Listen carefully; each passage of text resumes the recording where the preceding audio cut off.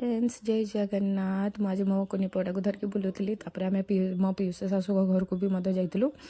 से आसिक देखिली कि पिंड भात रंधा हो सारा आम जगन्नाथ मंदिर जाइलु दर्शन करने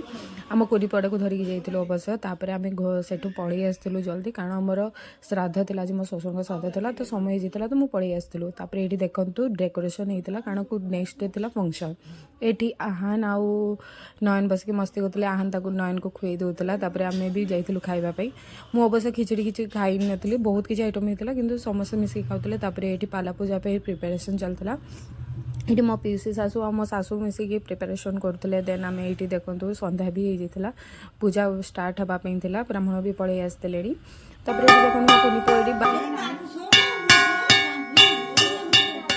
देखो पूजा चलता पूजा समस्ते आसते गाँ साइड भी स्त्री लोक मैंने आसते ये पूजा शेष हो सारापर आम नेक्स्ट डे भी फंक्शन थी अवश्य मुझे नेक्स्ट डे फंक्शन भी वीडियो अपलोड करके देखेबी बाय बाय।